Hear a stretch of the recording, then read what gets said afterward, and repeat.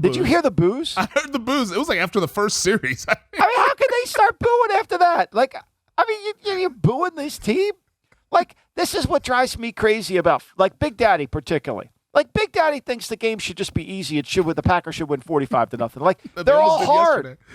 They're all hard. Like, every game's hard. Like, it's not going to be easy. You're going to have some shitty plays.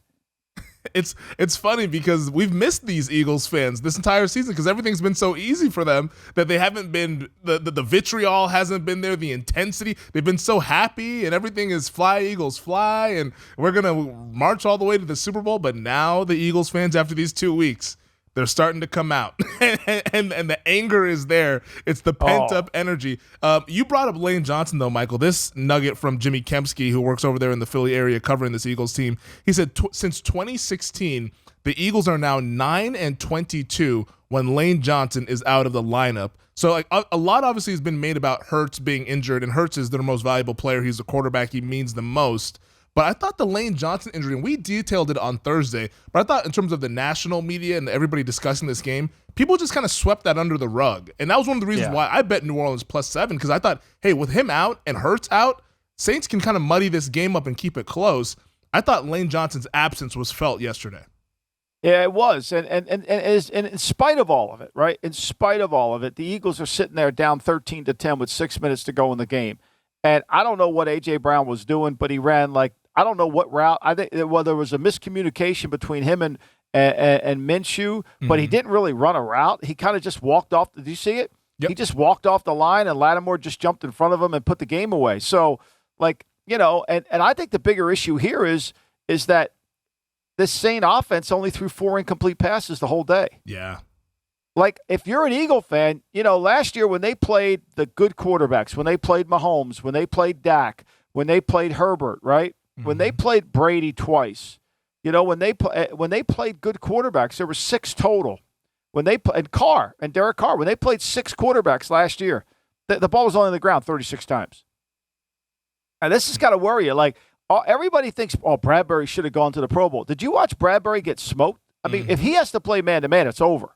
Like, it's over. Like, there's no chance he's playing man-to-man out there against any good receiver. So they got to protect him. And their rush was dominant. I mean, they were getting after Dalton, and this could have been worse if Dalton doesn't do what Dalton typically does, which is throw an interception down by the red zone. Or else they're going to go in at halftime at least up 16-0. We've talked about this Jonathan Gannon coordinated defense. It's a concern. And we saw it last week in the game against the Cowboys. Dak was absolutely tearing them to pieces. There was CeeDee Lamb had a career day. Do you think that this Eagles defense, as currently constructed and with Gannon as the defensive coordinator, are they good enough to win a Super Bowl? I think it's harder. Look, they miss Maddox, the inside slot corner, right? I mean, they really miss him. I mean, he gives them a guy that they can go. Now, they need Gardner Johnson back, too. And I think he might have played last night. No, he didn't play yesterday. So he didn't play. He's still on IR. It's still touch and go for him, yeah. So they need him back. I mean, see, what's happened to Philly is some of these injuries are starting to affect them, right? So, you know, like Maddox was not active. You know, Lane was not. I mean, they're keeping Lane up. And even though they get pressure on the quarterback, you know, and I think they sacked him like 4 times. I mean, he had a ton of pressure, but they struggled, A, to stop the run, and B, they struggled to really get the ball on the ground. I mean, you know, Kamara didn't have the best day, but he averaged 5. But Kamara was at 16 carries for 4.6. You know, I mean, so and Taysom Hill throws 2 passes for 24 yards, so he's 2 for 2. Now, they got sacked 7 times in the game. Think about that. 7 times they were sacked, and they still won the game. But the Eagles were sacked 6 times. Yep. Yeah, that Saints front is still really good. I mean, look, there on one hand, and we'll get to it in the next block, on one hand, you know, San Francisco's defense might look vulnerable. Mm-hmm. But on the other hand, San Francisco's offense is going to be able to move the ball if they play Philly. That is not going to be something that Philly's just going to stop them. San Francisco will move the ball. San Francisco can move the ball on anybody, even with Purdy at quarterback. It's a really good offense, that Niners offense that they have out there. Last point, though, on the Eagles, I'm sure they were hoping to rest those guys. Anybody who has nicks and bruises. I mean, they lose Josh Sweat. Hopefully Josh Sweat is able to recover. They said it was a neck injury. He was taken to the local hospital there. Hopefully he's able to recover just from his health standpoint, not even football related. But gosh, now having to play this Week 18 game when you thought you could rest. Now, if they win, they'll get the bye week to get everybody healthy. But I think they kind of wanted to squeeze in 2 weeks, just given that Hurts and Lane Johnson and Gardner Johnson, like they're losing all these impactful players.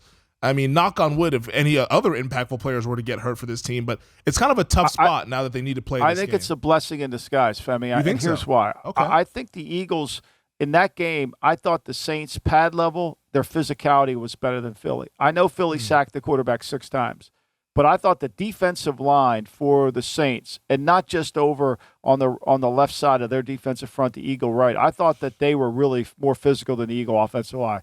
And I think that as we get away from wearing pads and we start to do less football and more walkthroughs, that you'd have a tendency where your pad level rises and your fundamentals start to go by the wayside and you lose a little bit of that edge. Everybody talks about rest, but rest is not good if you're not working on the fundamentals and practicing football. Like, it doesn't do you really any good.